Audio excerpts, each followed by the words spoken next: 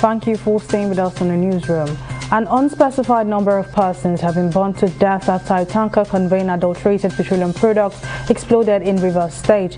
The explosion occurred while the tanker driver was trying to avoid a police checkpoint at Omorelu community along the Elele-Owerri Road in the Ikwere local government area of the state. The inferno that resulted from the blast was said to have spread in the community, destroying houses, valuable properties, and leaving some persons severely injured. And gunmen wearing masks have abducted the former Chief of Logistics of the Nigerian Air Force, Air Vice Marshal Sikiru Oladimeji Smith in Lagos State. The retired Air Vice Marshal was said to have been picked up by masked men who shot sporadically and bundled him into a nearby boat and sped off from the site where he was supervising work in the Aja area on Monday. Meanwhile, the Lagos State Police Command has confirmed the abduction of the retired Air Force boss. Police Public Relations Officer Adekunle Ajise Botu on Tuesday said the command is aware of the incident and is working to rescue the victim unhurt and arrest the perpetrators. The Federal Airports Authority of Nigeria FAN has concluded plans to close down the Kebbi State-owned airport over debt owed to the organization.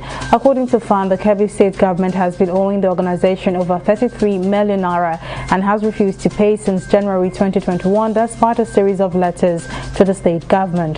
FAN had earlier issued a notice to both private and state-owned airports in Nigeria to settle their debts on or before April 24th, and the agency had said its services would be withdrawn if they failed to clear their debts.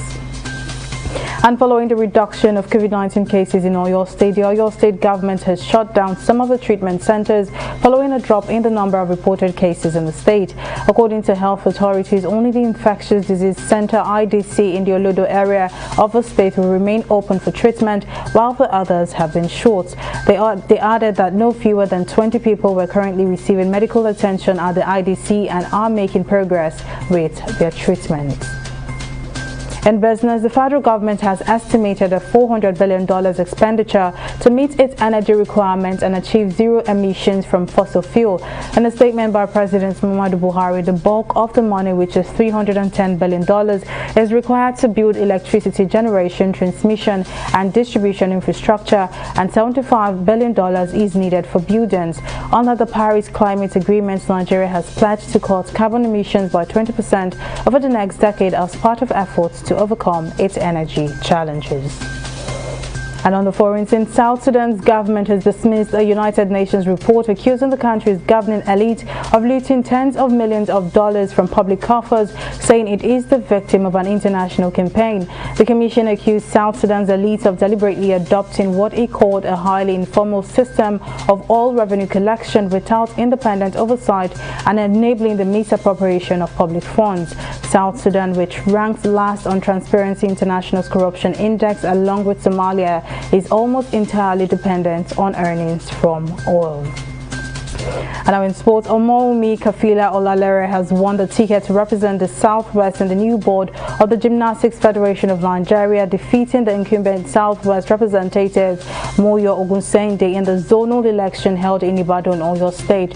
Meanwhile, stakeholders will on Thursday elect players and technical representatives on the new board of the Nigerian Basketball Federation, NBBF.